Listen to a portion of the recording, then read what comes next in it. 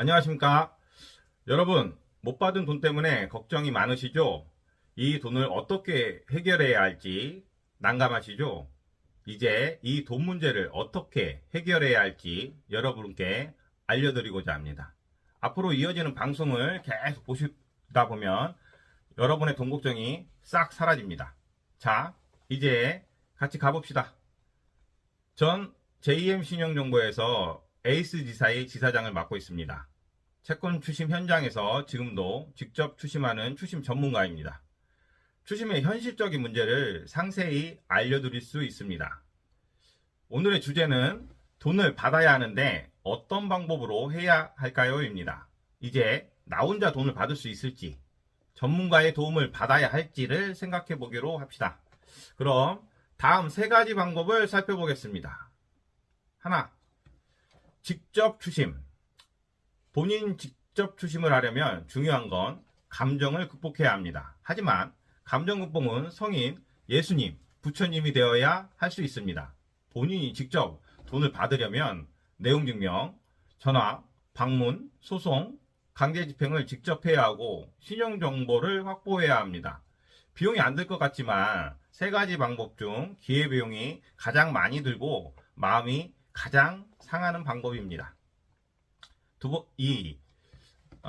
법률 전문가, 법무사, 변호사에게 의뢰하기. 일단 추심을 진행하는 데 있어서 법률 절차와 채권의 소멸시효 관리에 매우 적절할 것 같지만 법률 전문가는 여러 절차 중 수임받은 일만 합니다.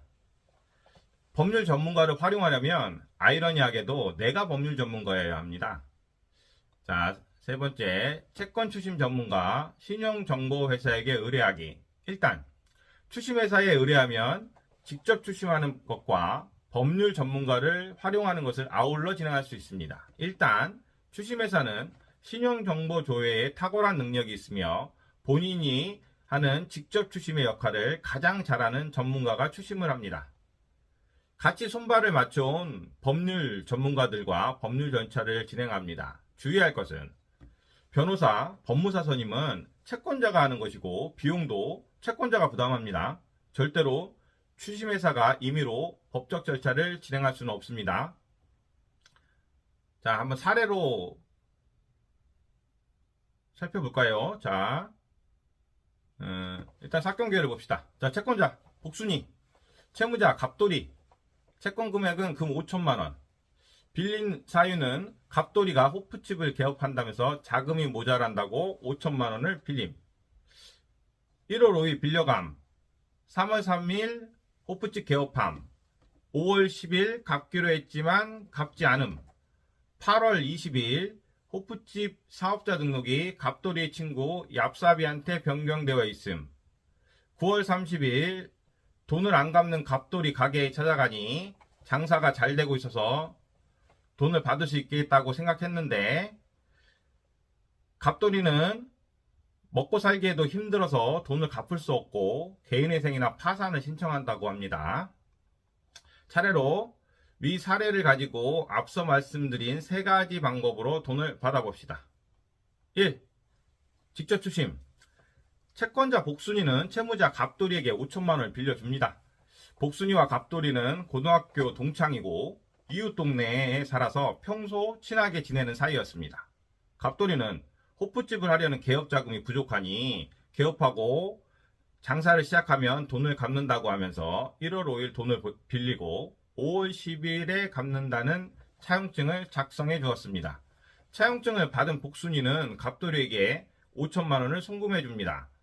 이후 3월 3일 갑돌이는 개업을 하고 복순이는 개업하는 날 호프집에 가서 술도 팔아줍니다.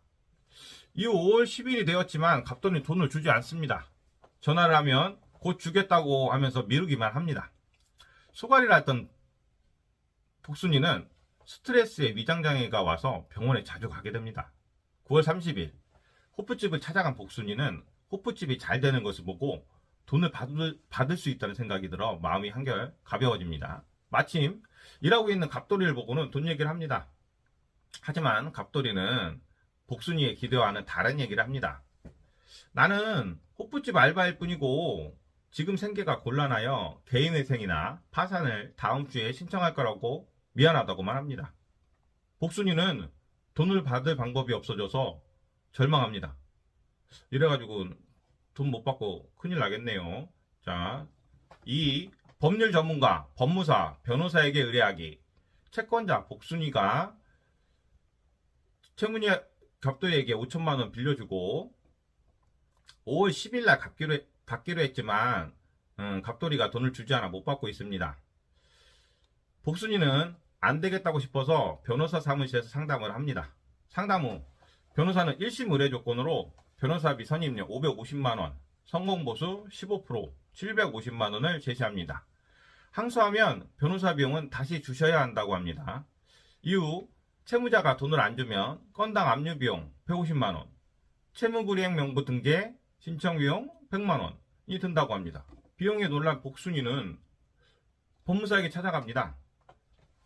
법무사는 소송 신청서류 작성 85만 원, 건당 압류 비용 55만 원 등을 제시합니다. 하지만 직접 법원에 출석해야 하고 법무사가 돈을 받아주는 것은 아니라고 못 박습니다.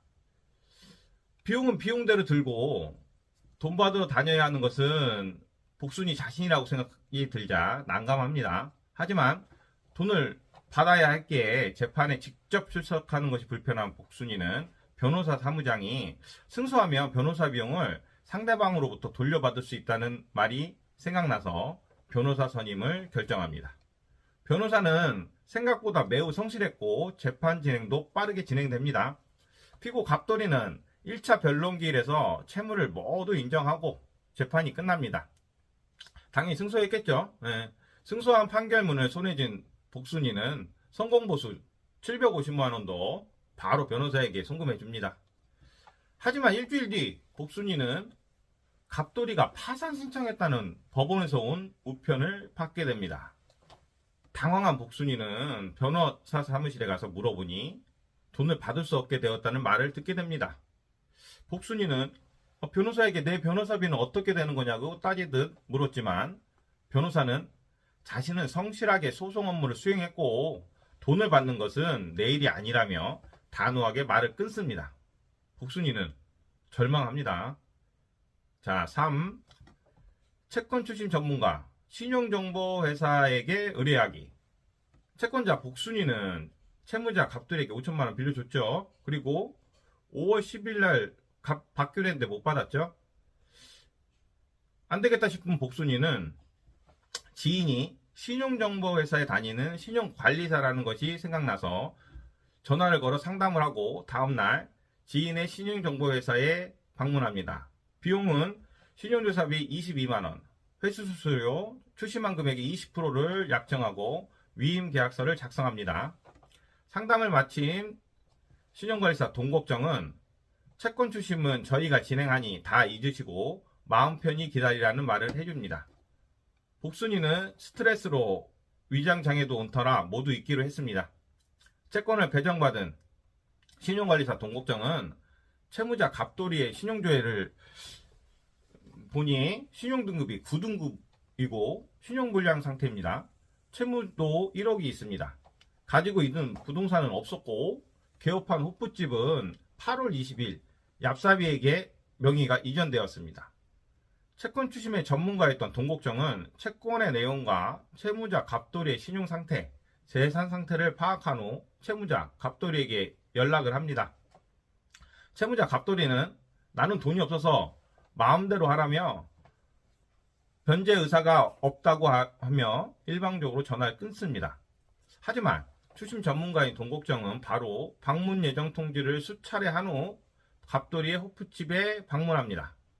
마침 갑돌이와 얍사비는 장사 준비를 하고 있었고 추심 전문가인 동국정은 갑돌이와 얍사비에게 인사를 한 후 잠시 얘기를 나누고자 합니다. 일단 갑돌이에게는 채권자에 의해 소송이 진행될 수 있고 이후 강제집행이 진행될 수 있으며 집 살림살이에 딱지가 붙을 수 있음도 설명합니다.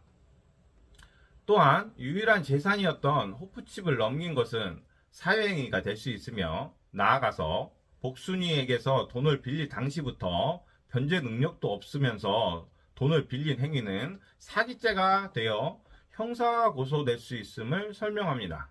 하지만 갑돌이는 마음대로 하라며 자리를 박차고 일어나려고 합니다.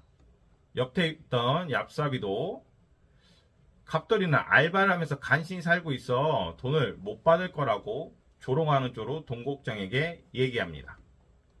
이에 동국정은 차분히 다시 얍삽이에게 얘기를 시작합니다. 갑돌이가 창업한 회사를 인수받아 얍삽이 대표님이 운영하고 계시니 얍삽이님이 갚으셔야겠습니다. 라고 말하자 얍삽이는 내가 왜 갑돌이 틈을 갚냐며 펄쩍 뜁니다. 분위기가 험악해지자 동국정도 단호하게 얘기를 시작합니다. 갑돌이 대표님의 호프집 상호를 계속 사용하고 갑돌이 대표님이 개업자금으로 복순이에게 돈을 빌린 것도 알고 계셨으니 얍삽이 대표님이 갚으셔야겠습니다. 법률상 상호 소경 책임을 지셔야 하고 재산을 빼돌리시는데 적극적으로 동참하신 것으로 보여 문제가 심각해질 수도 있습니다. 법률적 지식이 있던 얍삽이는 고민이 깊어집니다. 사실 얍삽이는 갑돌이에게 1억 원의 가게를 싸게 인수하면서 잔금 7천만 원 주고 있지 않았습니다. 갑돌이가 복순이에게 개업자금으로 5천만 원을 빌리고 개업하면 갚겠다고 한 것을 알고 있어서 가게를 인수하는 조건으로 복순이가 채무를 포기하고 잠잠해지면 지급하기로 한 것입니다. 당황한 얍삽이는 갑돌이와 얘기를 해본 후 연락한다고 하여 동국정은 1차 방문 추심을 마칩니다. 일주일 후 얍삽이는 동국정에게 연락을 해왔습니다. 5천만 원은 입금할 테니 비용과 다른 법적인 문제는 거론치 말자고 제안합니다.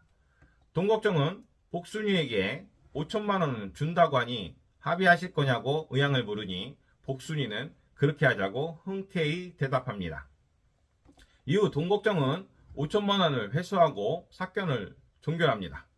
자, 이 세 가지 방법으로 돈을 받아봤습니다. 오늘은 돈 받기 위한 세 가지 길 중 어떤 길로 가야 나에게 가장 적합한 길인지 알아봤습니다. 여러분의 돈 걱정을 싹 날려주는 방송 동국정이었습니다.